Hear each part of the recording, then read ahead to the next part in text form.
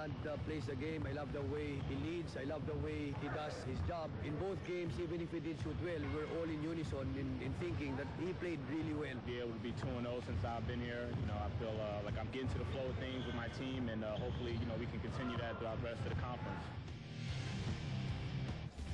So, Coach Binky loves Donald Copeland. Bakit naman hindi? Dalawa nang panalo ang binibigay nitong si Copeland. Parang napakalamig maglaro.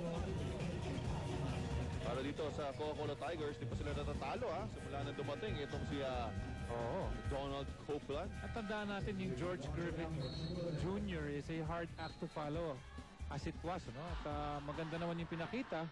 Maganda yung naging resulta. Pero mas maganda pa siguro itong si Donald Copeland, kasi nga, like you said, 2-0 na ang Coca-Cola with it. At may kwento pa sa atin itong si Magu Marjon about Donald Copeland. Magu? Dadagdag ko lang sa kinikwento ni Peter, no? Ang kinuwento sa atin ni Assistant Coach Boybits Victoria, itong si Donald Copeland really is the perfect import para sa Coca-Cola Tigers because he is a pure point guard. He relieves the duties of Alex Cabagnot so much, and he makes the offense flow a whole lot better. And Coach Boybits even went as far as saying having Donald Copeland is like having Papa Hector Calma. Back to you guys. Hector Calma raw na-compare ka kay Hector Calma, sabihin talagang magaling ka. Oo, pero natin that last play, hindi siya nakatingin doon. Naisahan siya nito si PJ Simon. Hindi na binababa yung bola. PJ Simon with 8 points in the ballgame. That was eye in the sky play. So itong Pure Foods just hanging in there without their import was 2 fouls. He's sitting on the bench. Alam mo, one more thing about Donald Copeland. I see Alex Cabagnot can also be a legitimate threat sa scoring. So he slides down to the off-guard position at yun, nagiging a threat siya mula dun sa labas. Nakita naman natin, dikit-dikit yung mga TM3 niya. Ito, Asita Olavo with an offensive rebound. It's a problem para dito sa Pure Foods. Pangalawa na rin yan para kay John Don Salvador at hindi na makapaghintay si Coach Ryan Gregorio. Binalik na niya si James Yap, and on standby is Reda Ralimi. Asita Olavo having a field day on the rebounding department. 3 offensive rebounds, 9 total. Nagiging sakit ng ulo itong si Asi para sa TJ Giants. Here's Cabagnot. Cabagnot goes inside, stops and pops. Wala. Nakuha ng bola.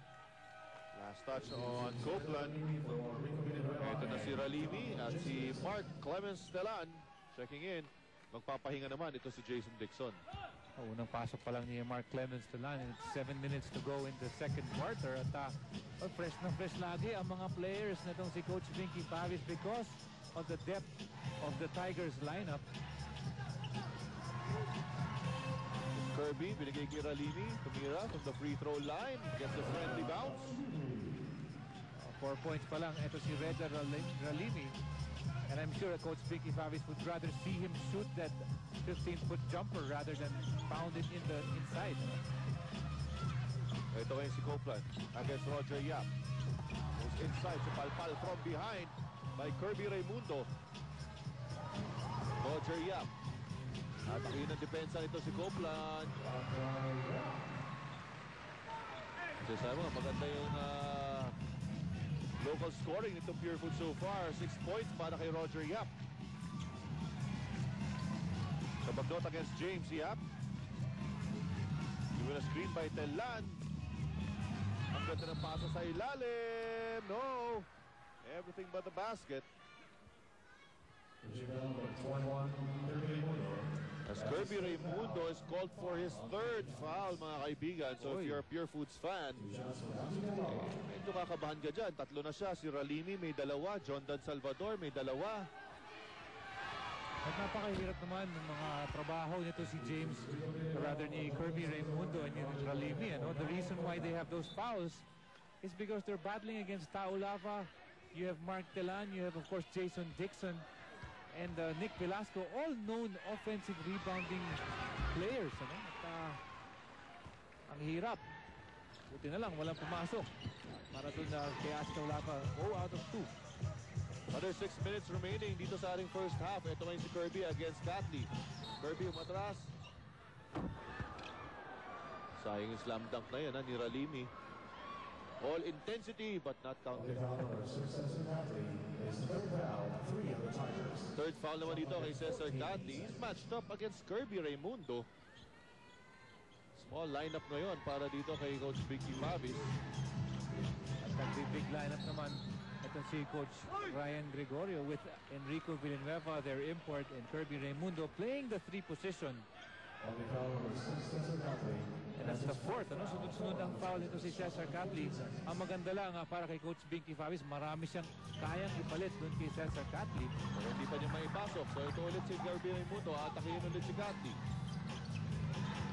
Kirby, pasa niya kay Ralimi. Hook shot is good.